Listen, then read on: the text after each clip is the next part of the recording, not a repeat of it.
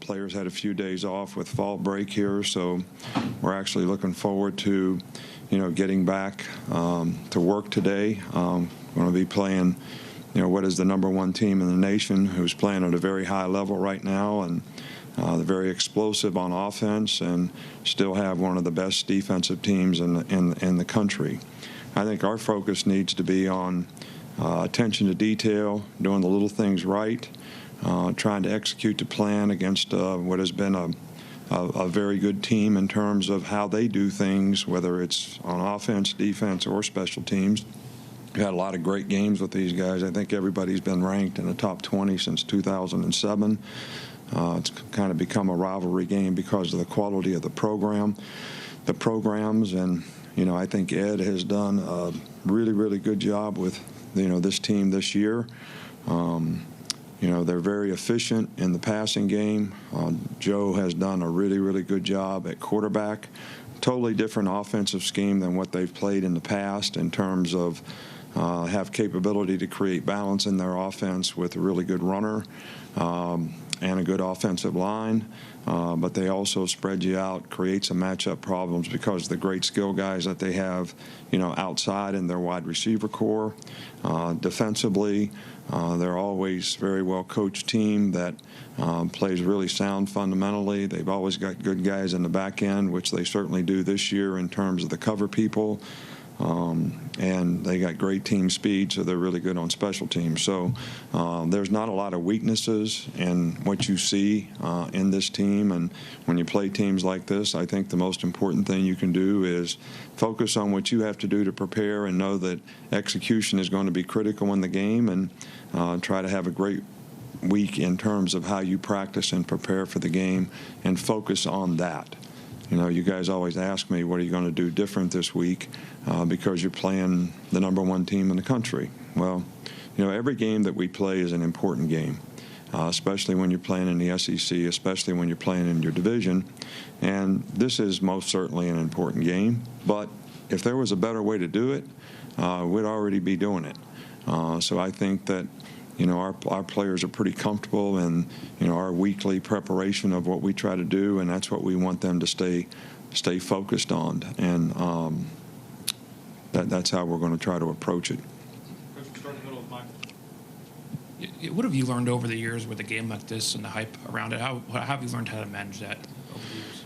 Well, I think the big thing you want the players to do is not get involved in the hype surrounding the game, or even think about the implications of the game, but prepare for the game as if this is the best team you've played, and the player that you're going to play is the best player you played against at his position all year long, and therefore you're going to need to challenge yourself to play your best and be your best as a football player and stay focused, on that, and not the distractions that surround the game relative to implications or whatever gets created relative to the circumstance of the game.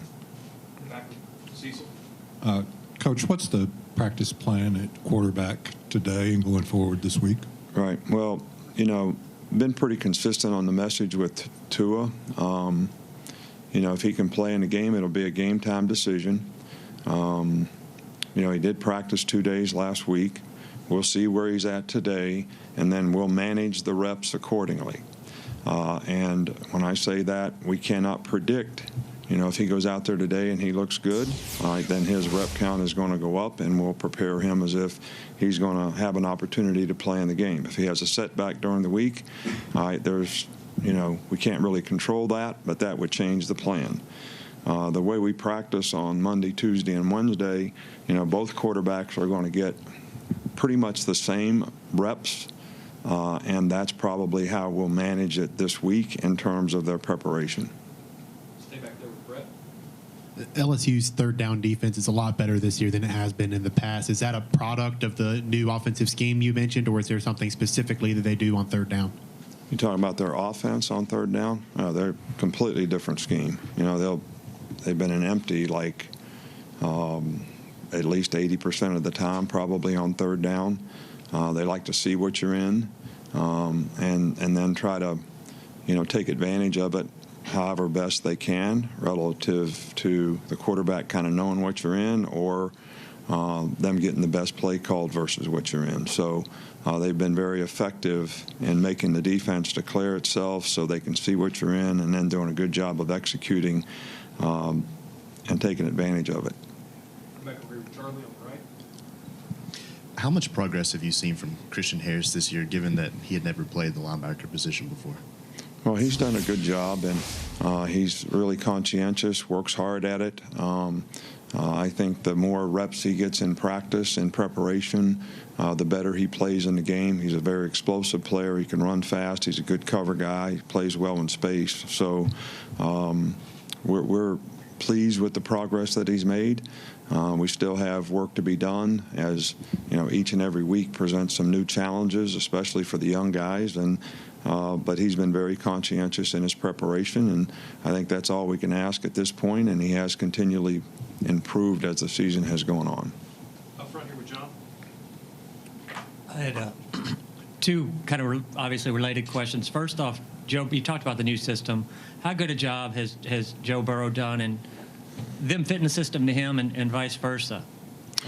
Well, I think that Joe is very capable of making every throw. I think he's very bright in terms of throwing the ball the right place relative to the defense. I think he's very athletic, so sometimes when those plays aren't there, he extends plays and makes plays down the field. And he also has the capability of running and creating some problems for the defense from that standpoint. So he's a very good scrambler, I guess, to run or to throw. And their receivers do a really good job when he does extend plays of playing scramble rules and trying to get themselves open so he has some options. So I think he fits the scheme very well, but I think he's a very talented guy, and I think he'd do well in any system. But because this is more of a spread system now, I think he can see what's happening and make good decisions, and he's been very effective.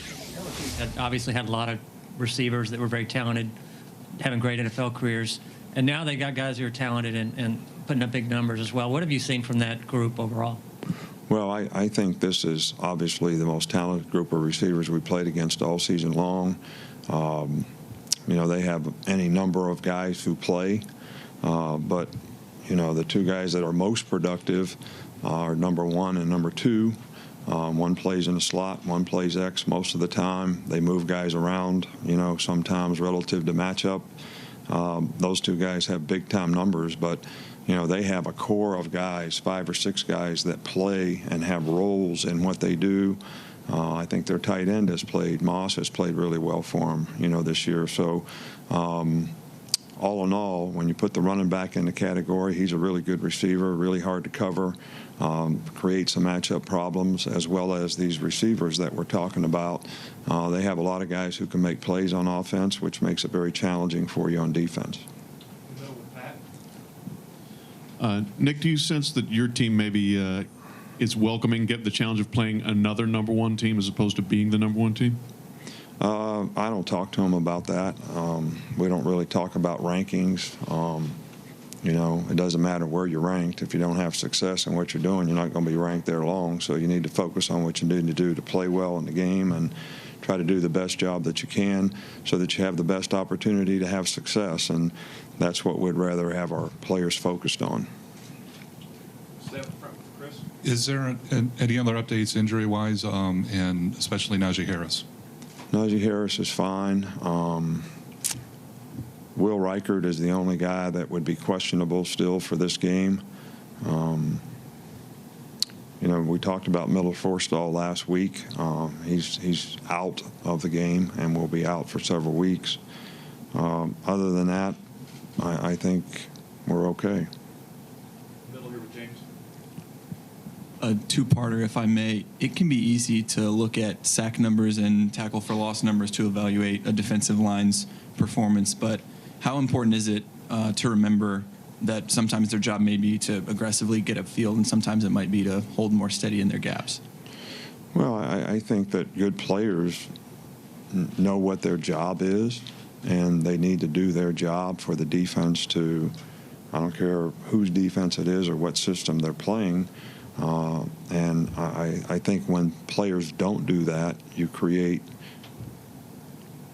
open gaps that can certainly create advantage for the other team. So I think it's really, really important that players are disciplined in playing their responsibility and doing their job, and understand the big picture that if everybody does that, opportunities will create itself to, make plays. And how does the opposing quarterback affect what you're asking of the defensive line or what their jobs may be in a particular game?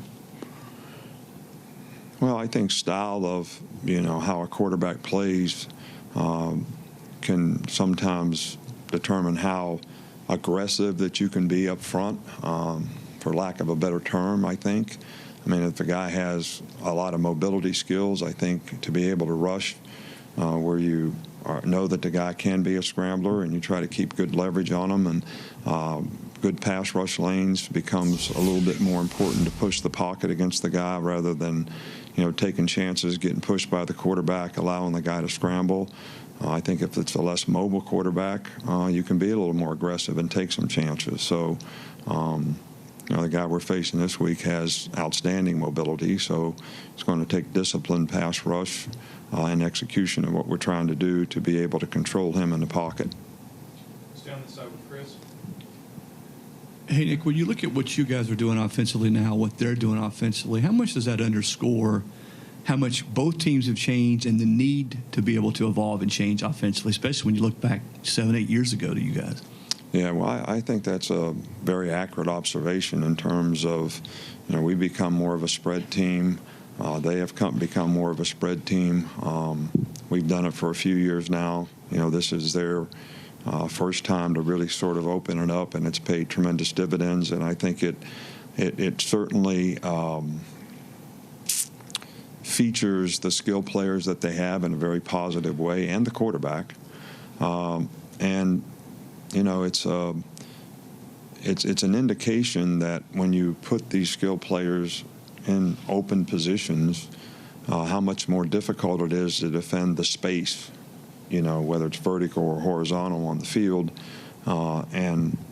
You make it more difficult for the defense because they have to make a lot of plays in space.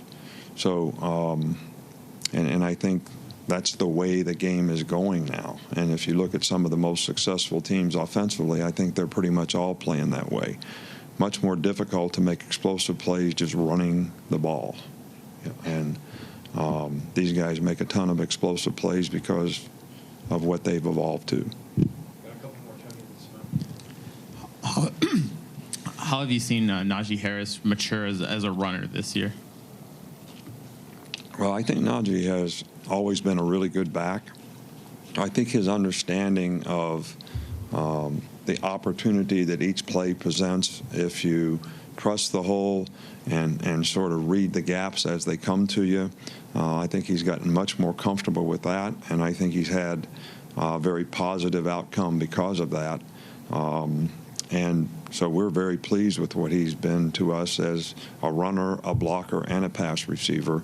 And he's been very effective. Coach, hi there, back here on the right. Hi.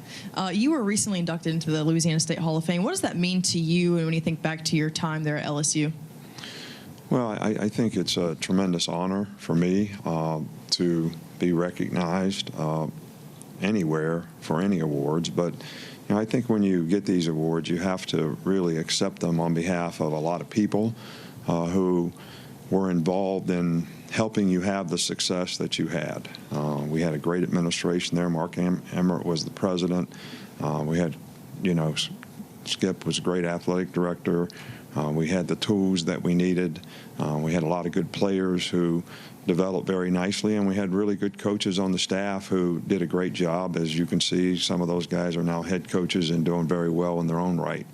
So it is a tremendous honor, but I think it's really you accept those types of things based on what all the other people did to contribute in that success. So it's really pretty special. All right, Coach, thank you.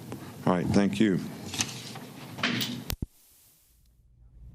All right, that was Nick Saban for about 12, 15 minutes or so. We'll also take you out to Baton Rouge, get you ready for Coach Ed Orgeron as well. Again, 1 versus 2, LSU at Alabama from Bryant-Denny Stadium. Do not go anywhere. When we come back, we'll get thoughts from Dennis Dodd and Barrett Sallee on Nick Saban's press conference that you just saw moments ago.